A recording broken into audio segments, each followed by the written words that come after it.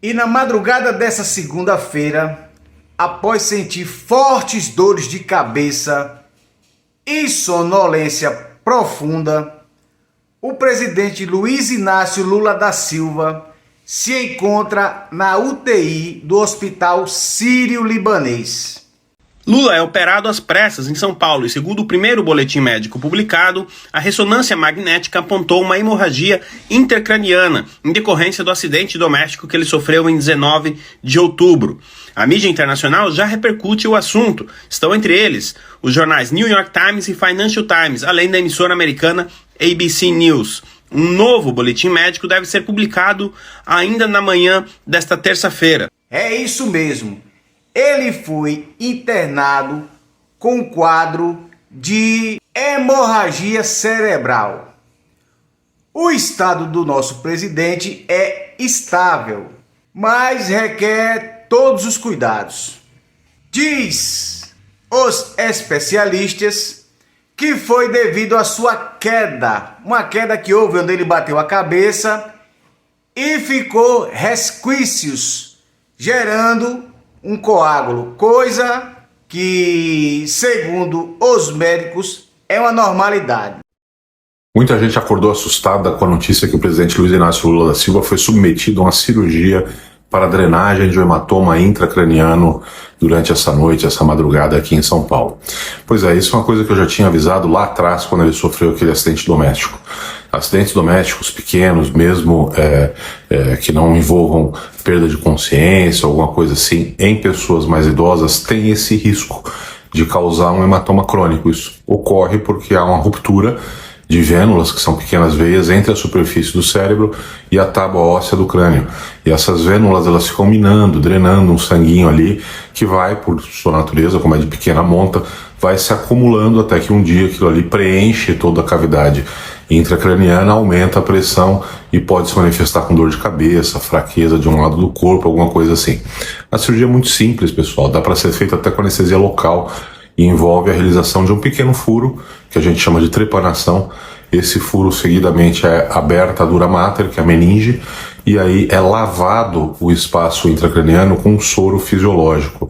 Esse soro fisiológico então ocupa o lugar do sangue crônico, expulsando esse sangue. O paciente fica aí 1-2 dias com um dreno, geralmente em ambiente de UTI, sem maiores consequências, sem maiores sequelas, e depois recebe alta. Esse hematoma, no entanto, ele pode se reformar e requerer novas cirurgias no futuro.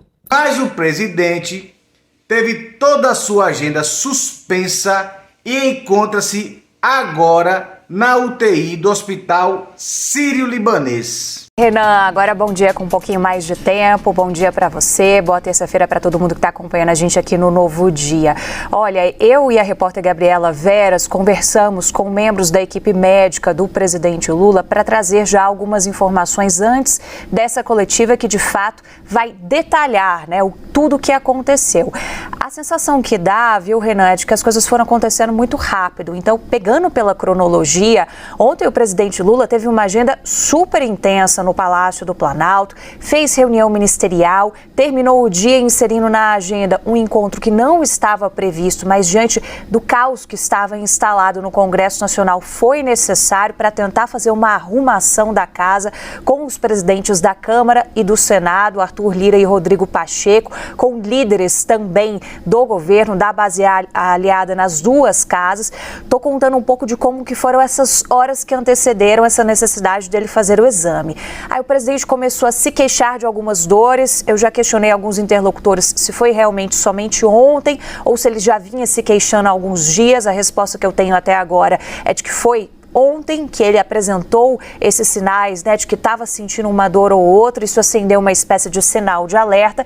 E aí, por volta do início da noite, logo depois dessa reunião que ele teve com Lira e Pacheco, ele se dirigiu à unidade do Hospital Sírio-Libanês aqui na capital federal. Fez esses exames e foi detectada a necessidade de que ele fizesse uma intervenção cirúrgica. A partir daí, a decisão, e isso ainda não está 100% explicado, por que Lula teve que ir até São Paulo, mas a decisão foi de que ele viajaria, portanto, de Brasília para São Paulo. Essa viagem ocorreu por volta das 22 horas, 10 horas da noite, portanto, e ele passou por esse procedimento cirúrgico durante a madrugada. Hoje a gente acordou com essa surpresa dessa nota publicada nos perfis das redes sociais do presidente da República. Até em um primeiro momento já fui ali imediatamente ter contato, né, com alguns interlocutores do Palácio do Planalto para ter certeza de que, de fato, era a equipe de Lula que tinha postado essa mensagem, porque pelos canais oficiais que a gente tem de contato, né, de grupos, de listas de transmissão, ainda não tinha chegado nada para a gente. Mas imediatamente eles também já estavam repassando essa nota que foi publicada no perfil do presidente Lula no Instagram, depois foi publicado também no X, que é a nota do hospital comunicando, portanto, sobre esse procedimento.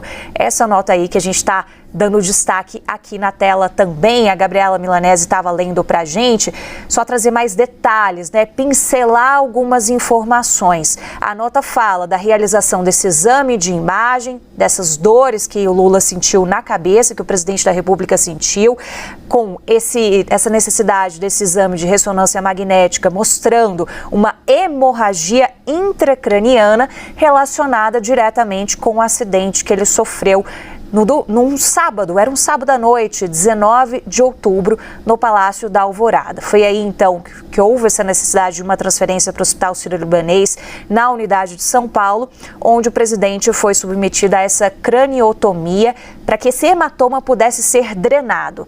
Uma cirurgia que foi considerada bem-sucedida, sem intercorrências, e o presidente encontra-se bem.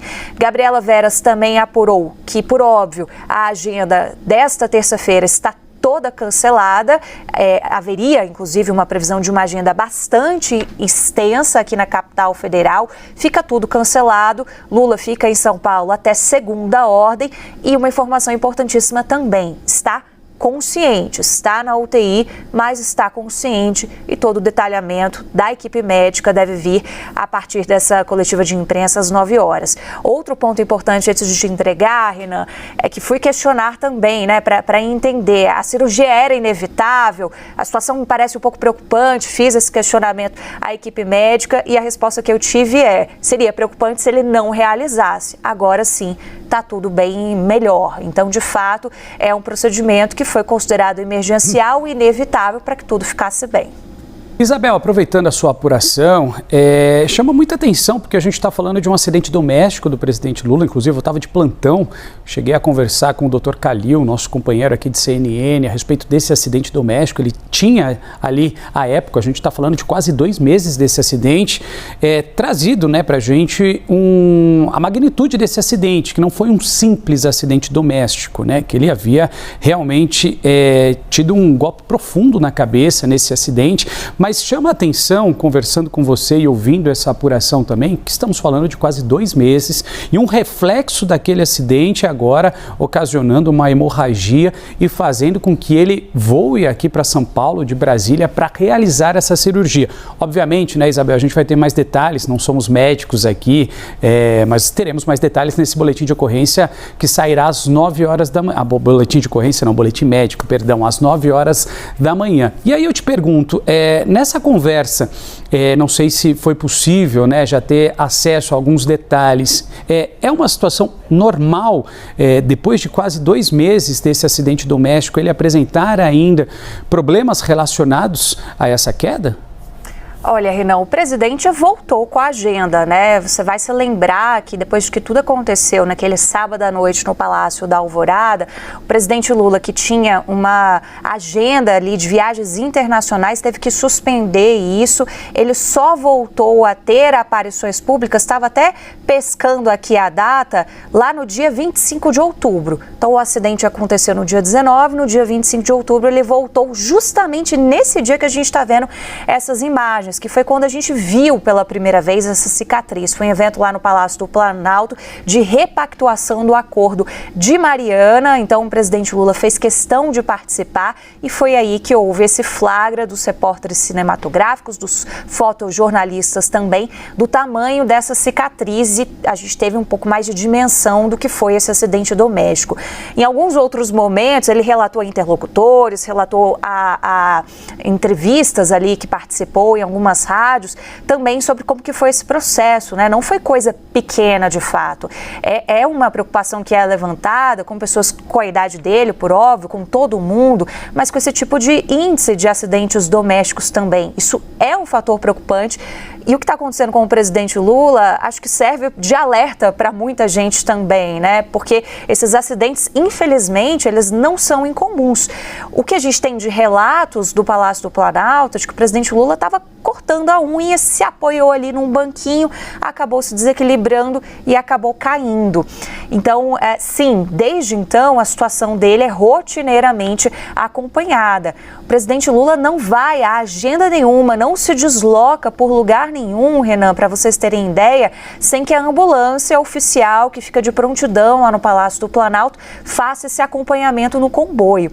Então, todo momento isso estava sendo monitorado, mas até aqui a informação que a gente tem é que essas dores foram sentidas mais realmente no dia de ontem, daí essa necessidade de ir até o Hospital Sírio-Libanês para passar por esses exames, e foi onde se detectou que havia de fato uma hemorragia. Até então, né, segundo eu questionei isso aos interlocutores, ainda não tive uma resposta diferente. Se tiver, aviso vocês. Ele não estaria se queixando dessas dores. Isso foi uma coisa mais recente mesmo, né? Então, de fato, isso mostra o quão preocupante pode ser uma queda desse tipo, que acontece com muitas pessoas já de idade. Fica esse alerta para quem está acompanhando a gente, para prestar bastante atenção e fazer esse monitoramento. Porque a gente está em dezembro e agora está vindo uma consequência bastante preocupante que necessitou, inclusive, de uma intervenção cirúrgica, Renan. Mas, de fato, as informações que a gente tem é de que ele está consciente, a UTI é um procedimento de praxe, mas, claro, que levanta muita preocupação por conta da velocidade dos acontecimentos. É aquilo que eu estava falando para vocês. Ele cumpriu a agenda normalmente, fez viagens internacionais, inclusive nos últimos dias, né? Não numa distância tão grande quanto ele faria lá em outubro, mas sim, estava cumprindo a agenda normalmente, viajando pelo Brasil, viajando para fora do país, voltou, uma agenda muito intensa na segunda-feira, quando ao final do dia, aí sim, essas queixas de dores na cabeça, elas se acentuaram com essa necessidade de que ele fosse fazer esses exames, e aí imediatamente, né, a palavra inevitável é importante, imediatamente já se verificou a necessidade de você submeter o presidente da República a esse procedimento para que, de fato, você atenuasse a preocupação que foi levantada diante do que os exames acabaram demonstrando, Renan. Mas do mais é só isso, pessoal. Beijo grande pra você. Fica com Deus, viu? Porque eu fui!